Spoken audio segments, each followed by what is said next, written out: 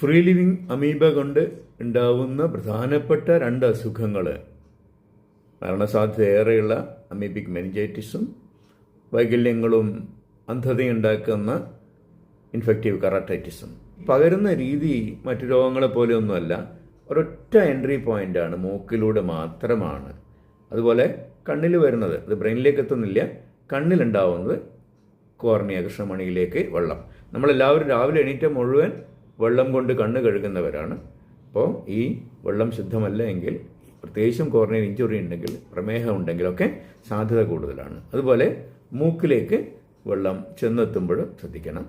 അപ്പോൾ വായുവിലൂടെ പകരുന്നില്ല, ശ്വസിക്കുന്ന വായുവിലൂടെ കടക്കുന്നില്ല, ഡ്രോപ്ലെറ്റിലൂടെയും പകരുന്നില്ല. മൂക്കിന് ആഴങ്ങളിലേക്ക് എത്തുന്ന രീതികളിൽ, പ്രത്യേകിച്ചും വെള്ളത്തിൽ ചാടി മറിയുകയും മുങ്ങിക്കുളിക്കുകയും ചെയ്യുമ്പോൾ, അതുമല്ലെങ്കിൽ നമ്മൾ കുളിക്കുമ്പോഴൊക്കെ മേലോക്ക് നോക്കി ഷവറിൽ നിന്ന് വെള്ളം മൂക്കിലേക്ക് വരുന്നത്, അതുമല്ലെങ്കിൽ മുഖം കഴുകുന്ന രീതിയിലൂടെ മൂക്കിലേക്ക് വരുന്നത്, അതുമല്ലേ മലത്തി കിടത്തി കുട്ടീൻ്റെ മൂക്കിലേക്കൊക്കെ വെള്ളം ഒഴിക്കുന്നത്, അതുപോലെ ഡ്രോപ്പായിട്ട് മരുന്ന് ഒഴിക്കുന്നത്, അതുപോലെ തന്നെ നമ്മൾ റിലീജിയസ് കസ്റ്റംസ് കൊണ്ട് പല കാര്യങ്ങളും മൂക്കിലേക്ക് ഒഴിച്ചു കൊടുക്കാറുണ്ട്. അപ്പോൾ അത്തരത്തിലുള്ള കാര്യങ്ങളൊക്കെ ഈ ഒരു സാഹചര്യത്തിൽ നിരുത്സാഹപ്പെടുത്തണം എന്നുള്ളതാണ് ആദ്യമായിട്ട് പറയാനുള്ളത്. അപ്പോൾ അതിൽ സ്കൂൾ കുട്ടികൾ അറിയാനുള്ള കാര്യങ്ങൾ, അവർ ചോദിക്കുന്ന ഒരു ചോദ്യങ്ങളും നമ്മൾ മനസ്സിലാക്കുക. അഥവാ കുളിക്കാൻ പോകുന്നെങ്കിൽ കഴിയുന്നതും നമ്മൾ കുളി വീട്ടിൽ വെച്ച് അല്ല കിണറിൽ നിന്ന് വെള്ളം കോരി എടുത്തുകൊണ്ട് തലയിലൂടെ ഒഴിച്ച് കുളിക്കാൻ പറയാം. അപ്പോൾ ജലാശയങ്ങളിൽ അല്ലെങ്കിൽ തോട്ടിൽ ഒക്കെ പോയിട്ട് കുളിക്കുകയാണെങ്കിൽ കഴുത്തറ്റം വരെ മുങ്ങിയാലും കുഴപ്പമില്ല, സ്കിന്നിലൂടെ അത് കയറില്ല.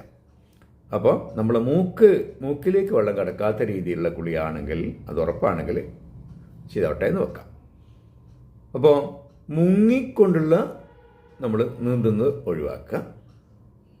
അഥവാ കുളിക്കുമ്പോൾ പോലും മൂക്കിലേക്ക് കടക്കാൻ സാധ്യതയുണ്ടെങ്കിൽ നമ്മൾ ഓരോരുത്തരും കുളിക്കാൻ തോളിലേക്ക് പോകുമ്പോൾ ഒരു തോർത്തെടുക്കാറുണ്ടല്ലോ, ആ തോർത്ത് 2 തരത്തിൽ ഉപയോഗിക്കുക. ഇത്തിരി ചെറിയ തോർത്താണെങ്കിൽ കുളിക്കുന്ന അവസരത്തിൽ മൂക്കിന് ചുറ്റും ഉള്ള ഒരു കെട്ട് കെട്ടാം. മാസ്കിന് പകരമാണ് പറഞ്ഞത്. മാസ്ക് അല്ല ഇപ്പോഴും നമ്മൾ കരുതുന്നില്ലെങ്കിലും കുളിക്കാൻ പോകുമ്പോൾ തോർത്തെടുക്കുമല്ലോ, ആ തോർത്ത് കൊണ്ട് തന്നെ ഒന്ന് മൂക്കിനെ കവർ ചെയ്ത്, എന്നിട്ട് കുളിച്ചതിന് ശേഷം ആ തോർത്ത് കൊണ്ട് തന്നെ നമ്മൾ ദേഹം തുടക്കാം.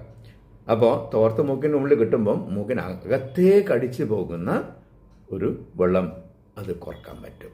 അതാണ് പ്രധാനമായിട്ടും അമീബിക് മെനിഞ്ചൈറ്റിസിന് സാധ്യത കൂട്ടുന്നത്. കഴിയുന്നതും ഈ ഒരു സാഹചര്യത്തിൽ വീട്ടിൽ വെച്ച് കളിക്കുക. വെള്ളം ഒരു 60 ഡിഗ്രി സെൻറ്റിഗ്രേഡൊക്കെ മേലെ ചൂടാക്കി കഴിഞ്ഞ് കഴിഞ്ഞാൽ അമീബ ഉണ്ടാവില്ല. അപ്പോൾ ഇത് ചൂടുവെള്ളം ഇഷ്ടമാണ്, 40 ഡിഗ്രി സെൻറ്റിഗ്രേഡിലൊക്കെ അവന് സുന്ദരമായിട്ടും കഴിയുന്നതും ഈ ഒരു